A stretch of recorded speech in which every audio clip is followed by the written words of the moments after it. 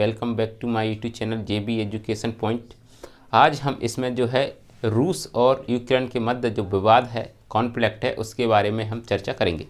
इसे हम समझेंगे कि आखिर विवाद की जड़ क्या थी और ये वर्तमान में किस जो है रूप ले चुकी है, उसके बारे में चर्चा करेंगे। और इसमें अन्य देशों की क्या भूमिका है उसके बारे में भी हम चर्चा करेंगे, जैसे कि अमेरिका है, यूरोपीय देश है, चीन है, भारत है।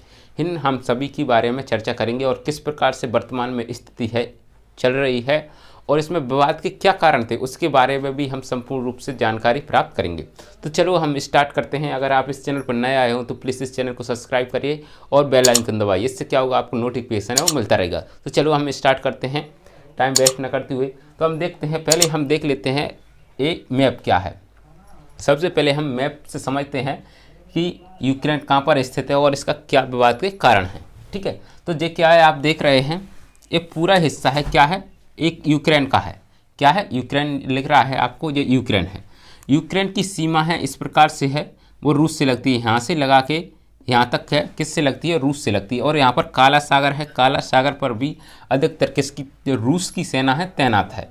तो इस प्रकार से इधर भी क्या है, रूस, यानी कि यहाँ से यहाँ तक, जो यहाँ से यहाँ तक किसका जो है हिस्सा है या रूस की सीमा है, किससे लगती है, यूक्रेन से लगती है।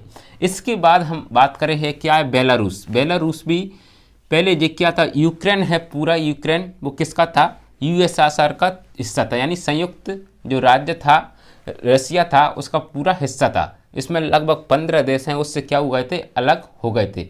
एक कब की बात है, जब हम बात करते हैं जब द्वितीय विश्व युद्ध हुआ था। द्वितीय विश्व युद्ध के बाद है ये इसकी जो आर्थिक स्थिति चरमरा गई थी, जिसके कारण है इसमें जो 15 देश हैं इससे क्या हो गए थे, अलग हो गए थे। इसमें जो यूक्रेन भी और बेलारूस भी इसमें शामिल हैं। ठीक है, तो हम देखते हैं यूक्रेन है, बेलारूस है। बेलारूस है ये रूस का ही साथ देता है, यानी रूस समर्थक देश है। तो हम कह सकते हैं इसकी जो लाल लाल डैश लाइन है यहाँ से लगा के इस प्रकार से यहाँ तक है, पूरी सीमा हम कह सकते हैं रूस से लगी हुई है। इसके बाद मैंने आपको जो पॉइंट बना दिए हैं, जो रूस की सेना है यहाँ पर क्या होती है स्थिति, लगभग रूस ने है 1 लाख से 1.5 लाख तक की सेना है वो यहाँ पर क्या हुई है, इस बॉर्डर पर क्या कही है, तैनात की गई है। तो हम देखते हैं ये इस प्रकार से यहाँ पर लाल लाल आपको चिन्ह दिख रहे होंगे, ये वाले यहाँ पर रूस की सेना इस प्रकार से, और काला सागर में भी रूस की सेना, और यहाँ पर है मालडोवा, मालडोवा में भी है रूस की सेना, इस भाग में भी रूस की सेना स्थित है। तो इस प्रकार से चारों ओर से है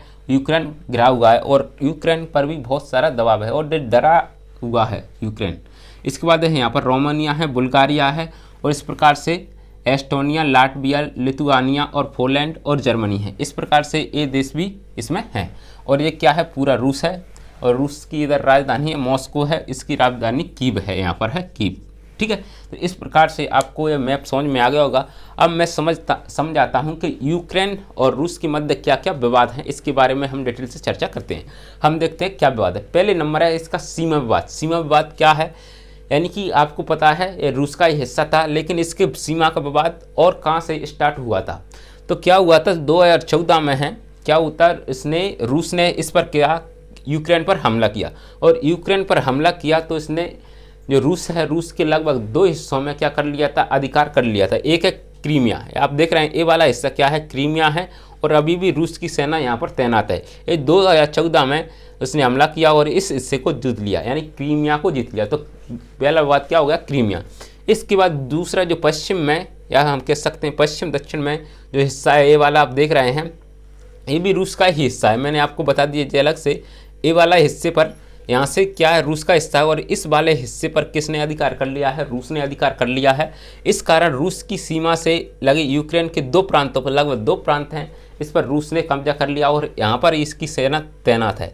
तो एक है किसका विवादन, यूक्रेन का ना, सबसे पहले विवादन है सीमा विवाद। सीमा विवाद यानी कि 2014 में इसने 2 हिस्सों पर क्या है, यूक्रेन के जो है क्या कर लिया, कब्जा कर लिया है। इसके कारण यहाँ पर क्या है, इसके यूक्रेन और रसिया के मध्य विवाद है। इसके बाद हम दूसरा विवाद समझते हैं। दूसरा विवाद क्या है कि दूसरा विवाद है यूक्रेन है। यूक्रेन ने क्या कर लिया था कि 2017 में इसकी संसद ने 2017 में इसकी संसद ने क्या कर लिया था, एक विधेयक पास किया था, और उसने जो है नाटो देशों में शामिल होने की इच्छा जताई थी। किसमें, नाटो देश हैं जो यूरोप के देश हैं इसमें लगभग 30 देश आते हैं, इसका भी मैं आपको बता दूंगा। लेकिन मैं नाटो है, अगर आप बताओगे तो मैं और डिटेल से लाऊंगा, थोड़ा सा बता देता हूँ। नाटो की फुल फॉर्म क्या होती है? North Atlantic territory organization. और इसकी जो स्थापना हुई थी वो 4 अप्रैल 1949 को हुई थी। और इसमें इसका हेडक्वार्टर है ब्रुसेल्स, बेल्जियम की राजधानी है ब्रुसेल्स है, इसमें इसका हेडक्वार्टर है। उसमें लगभग 30 कंट्रियाँ आती हैं और इसमें 2 कंट्रियाँ हैं वो उत्तरी अमेरिका महाद्वीप की और एशिया महाद्वीप की एक कंट्री आती है, जिसमें से कनाडा और यूएसए आता है। किसमें? तो कनाडा का और यूएसए का इसमें महत्वपूर्ण भूमिका है। ठीक है। इसके बाद 2017 में क्या हुआ था? संसद ने एक विधेयक पास किया और उसमें नाटो में शामिल होने की इच्छा जताई थी। इसके बाद और तनाव की स्थिति तब हुई, तब 2021 में है क्या हुआ था? जो है नाटो है, जो नाटो के प्रमुख और इसके यूक्रेन के राष्ट्रपति के मध्य क्या हुआ था? एक बैठक हुई थी या मुलाकात हुई थी। इसमें है उसने नाटो में शामिल होने की इच्छा जताई थी। तो प्रमुख रूप से 2 ही कारण हैं, एक सीमा विवाद और दूसरा है नाटो में शामिल होना, यूक्रेन का नाटो में शामिल होना। अब नाटो में शामिल होने की सबसे बड़ी वजह क्या थी जिसके कारण रूस ने है यहाँ पर क्या कर दी? सेना तैनात कर दी। तो इससे हम समझते हैं किस प्रकार। देखो, अगर हम बात करते हैं, अगर ये यूक्रेन है अगर नाटो में शामिल होता है तो क्या होगा? देखिए, यूक्रेन है नाटो में शामिल होगा तो यूक्रेन, नाटो क्या है मैं थोड़ा सा और बता देता हूँ। नाटो है एक सैनिक संगठन है, किसका? जो यूरोपीय देश कह सकते हैं, लगभग यूरोपीय देशों का, इसमें अमेरिका और कनाडा भी शामिल है। इसमें क्या है? ये इसका क्या है? संगठन है। और आपको पता है रसिया और यूएसए के मध्य क्या है? जो विवाद भी चल रहा है, जिसे हम बोलते हैं शीत युद्ध के नाम से जानते हैं। तो इन दोनों के मध्य शीत युद्ध चलता है और शीत युद्ध का जो है सभी देश खामियाजा भुगतते हैं। तो शीत युद्ध होने के कारण है, अगर ये इसमें शामिल हो जाएगा, नाटो में यूक्रेन शामिल हो जाएगा तो ये वाली सीमा है अमेरिका या नाटो देशों में आ जाएगी। और इस प्रकार से यहाँ पर है जो अमेरिका का दबदबा है या यूरोपीय देशों का दबदबा है, यहाँ पर क्या हो जाएगा? ज़्यादा हो जाएगा।